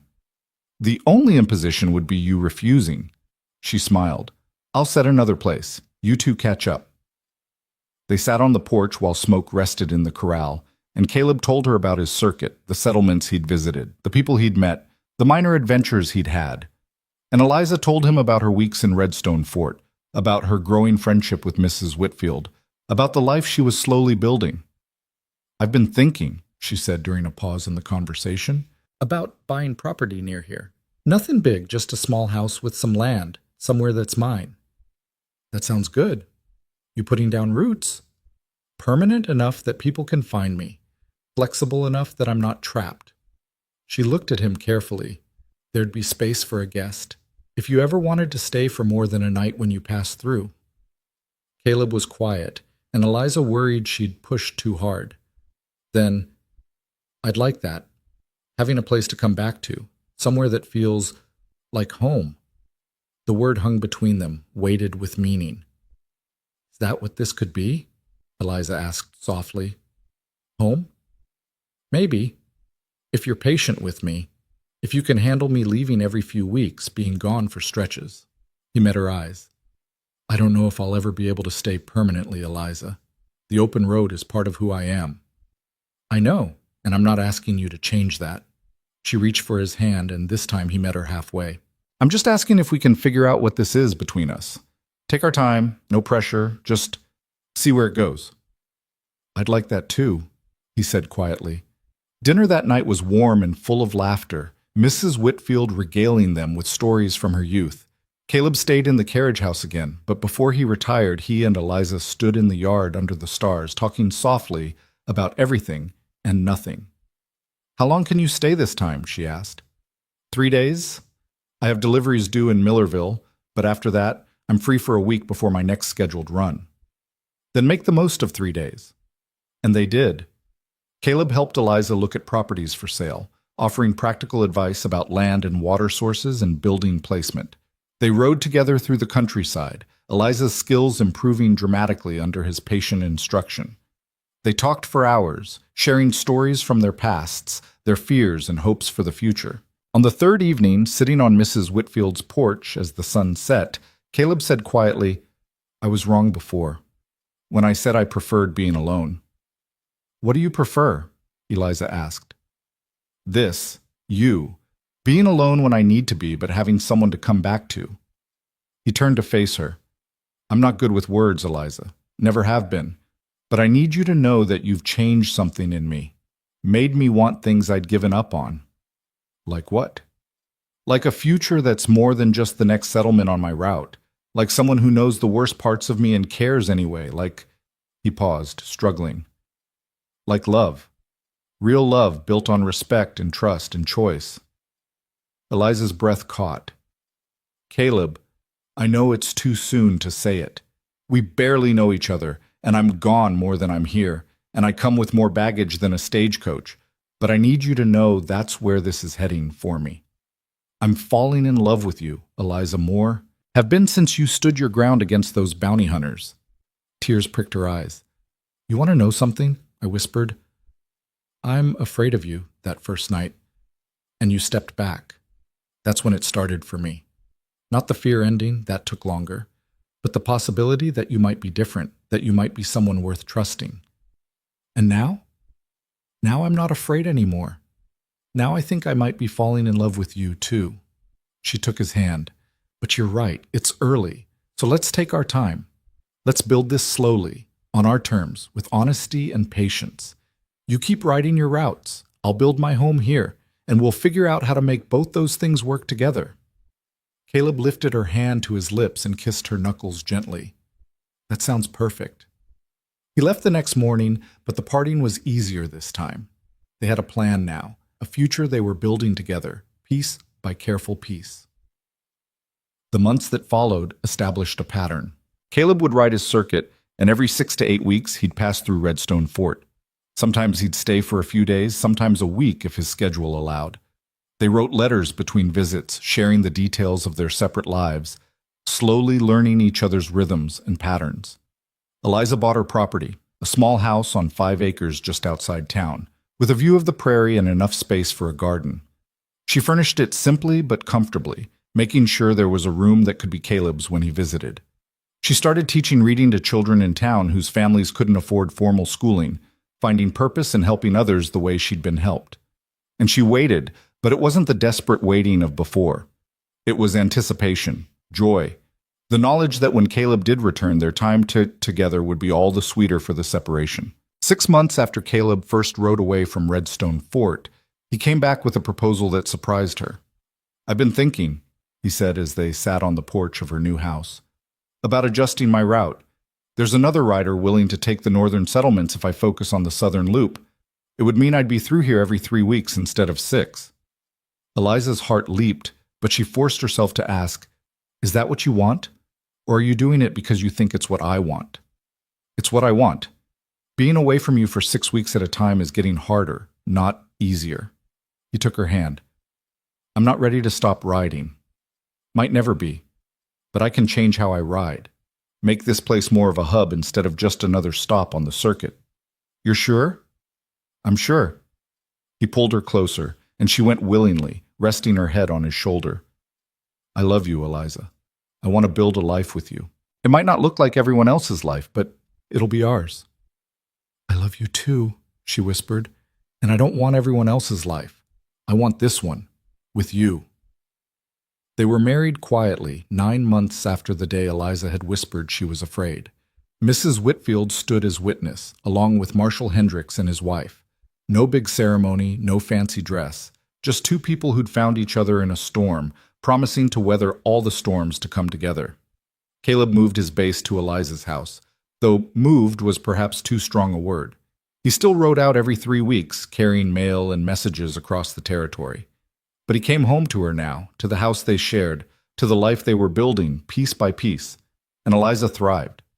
She expanded her teaching, started a small library for the town, worked with Mrs. Whitfield on various charitable causes.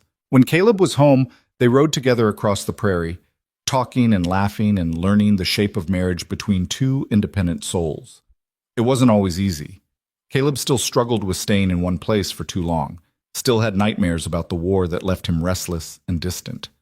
Eliza still had moments of fear, old patterns from her time with Thomas that she had to actively fight against. But they worked through it together. They talked. They gave each other space when needed and came together when possible. They built trust not once, but continuously, choosing each other day after day. 2 years after their wedding, on a stormy night that reminded Eliza of the night she'd fled, she stood at the window watching lightning crack across the sky. Caleb came up behind her, wrapping his arms around her waist. "You all right?" he asked softly. "Just remembering." She leaned back against him. "That night I showed up at your cabin, terrified and desperate. I whispered that I was afraid of you. I remember. You were soaked through, shaking like a leaf. And you stepped back. You said you'd earn my trust." She turned in his arms to face him. "Did you know then what that would mean, where it would lead?" Caleb smiled, that rare full smile that still made her heart skip. "Not even close. I just knew you needed help, and I was in a position to give it. It became so much more than that." "It did." He tucked a strand of hair behind her ear. "Best decision I ever made, stepping back. Gave us both the space to choose this, to choose each other." Outside, thunder rolled across the prairie. Inside, warm and safe and loved, Eliza thought about the woman she'd been that stormy night, broken, terrified, convinced that all men were monsters. She thought about the man who'd proven her wrong, not with grand gestures or pretty words, but with consistent decency, with patience, with respect. She thought about trust earned, not demanded, about love chosen, not forced, about freedom found in connection rather than isolation. "What are you thinking?" Caleb asked, reading her expression.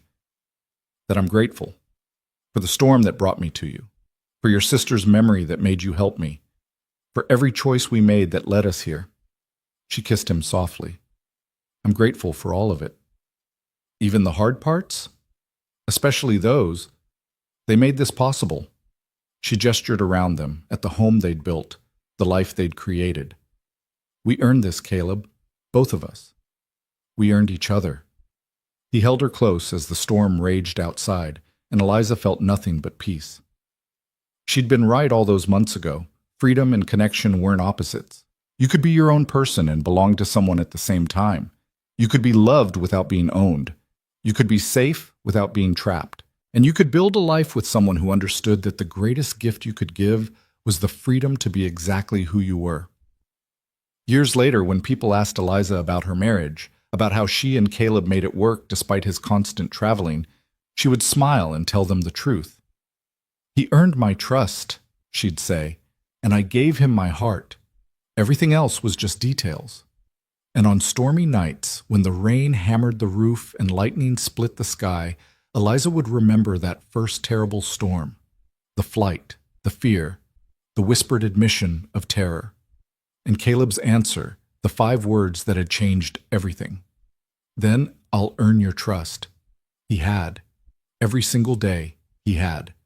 And in earning her trust, he'd won her love. It was more than enough. It was everything. The prairie wind whispered through the grass, carrying their story across the endless miles. A story of fear overcome, trust earned, and love freely chosen. A story of 2 wounded souls who'd found healing in each other's honesty. A story that began with a cowboy stepping back and ended with 2 hearts stepping forward together. Forever.